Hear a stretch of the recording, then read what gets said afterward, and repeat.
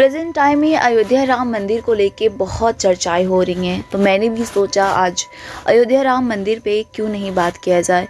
तो दोस्तों, पहली बार कब बना था अयोध्या में राम मंदिर और अंतिम बार किसने तोड़ा, इसके बारे में हम डिटेल से पता करेंगे। लेकिन इसके पहले आप इस वीडियो को लाइक करें, शेयर करें और सब्सक्राइब करें।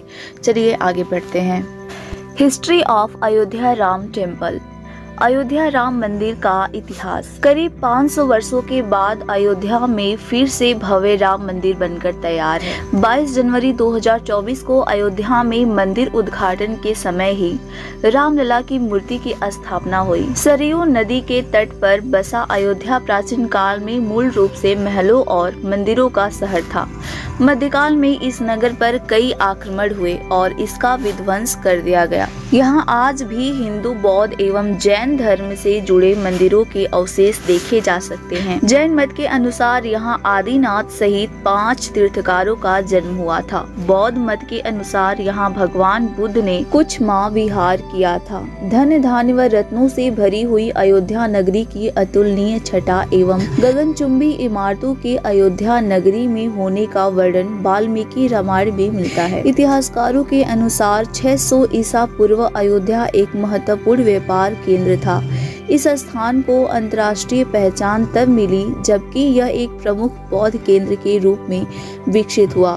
तब इसका नाम साकेत था। कुश ने बनाया था पहला मंदिर। कहते हैं कि भगवान श्री राम के जल समाधि लेने के पश्चात अयोध्या कुछ काल के लिए उजाड़ सी हो गई थी, लेकिन उनकी जन्मभूमि पर बना महल वैसे का वैसे ही था। भगवान श्री राम के पुत्र कुश ने एक बार पुनः राजधानी अयोध्या का पुनर्निर्माण कराया। इस निर्माण के बाद सूर्यवंश की अगली 44 पीढ़ियों तक इसका अस्तित्व आखिरी राजा महाराजा बृहत्तल तक अपने चरम पर रहा। कौशल राज बृहत्तल की मृत्यु महाभारत युद्ध में अभिमन्यु के हाथों हुई थी।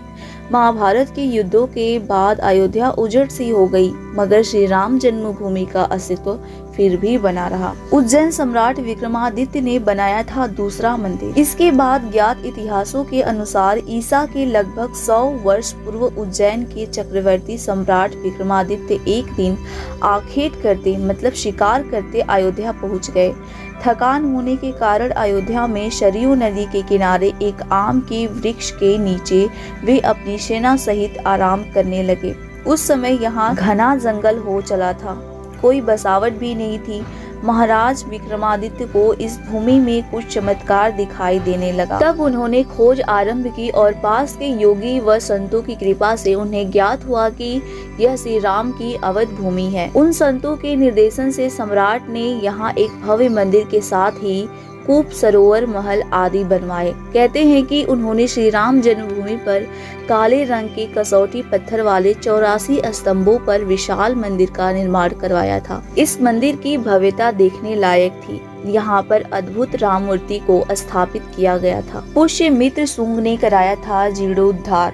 विक्रमादित्य के बाद के राजाओं ने समय समय पर इस मंदिर की देख रेख की। उन्हीं में से एक शुंग वंश के प्रथम शासक पुष्यमित्र शुंग ने भी मंदिर का जीर्णोद्धार करवाया था।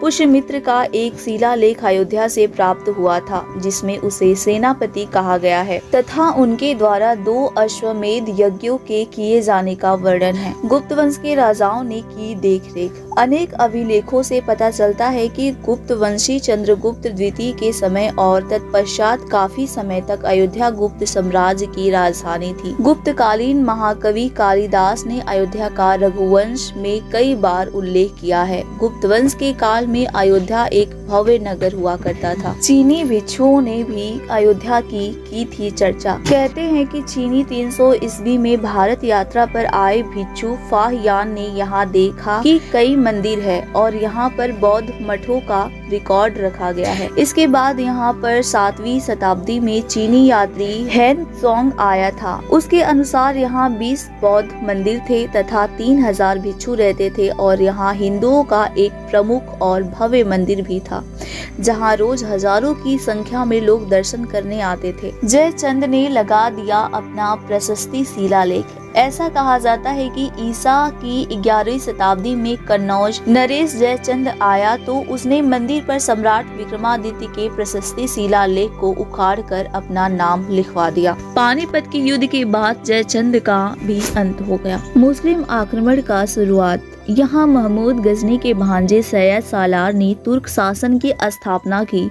वो बहराइच में 1033 ईस्वी में मारा गया था। इसके बाद तैमूर के पश्चात जब जौनपुर में शकों का राज्य स्थापित हुआ तो अयोध्या शर्कियों के अधीन हो गया। विशेष रूप से शक शासक महमूद शाह के शासन काल में 1940 ईस्वी में 7वीं सदी के बाद भारतवर्ष पर आक्रांताओं का आक्रमण बढ़ गया। आक्रमणकारियों ने काशी मथुरा के साथ ही अयोध्या में भी लूटपाट की और पुजारियों की हत्या कर मूर्तियों तोड़ने का क्रम जारी रखा।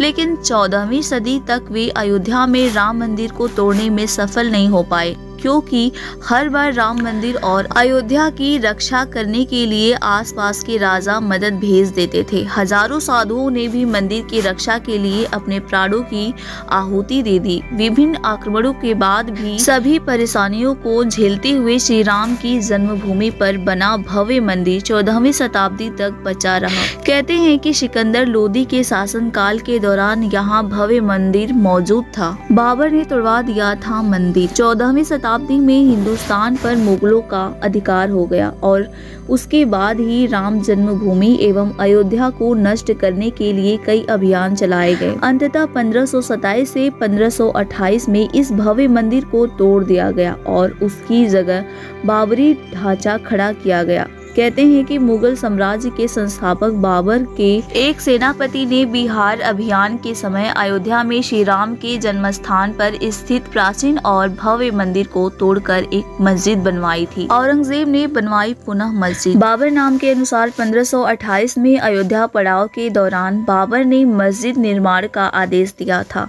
अयोध्या में बनाई गई मस्जिद में खुद 2 संदेशों से इसका संकेत भी मिलता है। इसमें एक खास तौर से उल्लेखनीय है, इसका सार है जन्नत तक, जिसके न्याय के चर्चे हैं। ऐसे महान शासक बाबर के आदेश पर दयालु मीर बकी ने फरिश्तों की इस जगह का मुकम्मल रूप दिया। हालांकि यह भी कहा जाता है कि अकबर और जहांगीर के शासनकाल में हिंदुओं को यह भूमि एक चबूतरे के रूप में सौंप दी गई थी, लेकिन क्रूर शासक औरंगजेब ने अपने पूर्वज बाबर के सपनों को पूरा करते हुए यहाँ भव्य मस्जिद का निर्माण कर उसका नाम बाबरी मस्जिद रख दिया था, जिसे 1992 में राम भक्त कार सेवकों ने जमीन दोज कर वहाँ भव्य राम पताका फहरा दी थी। लाखों हिंदुओं ने अपने प्राणों की आहुति दी। जब मंदिर तोड़ा जा रहा था तब जन्मभूमि मंदिर पर सिद्ध महात्मा श्याम नंद जी महाराज का अधिकार था। उसमें भीटी के राजा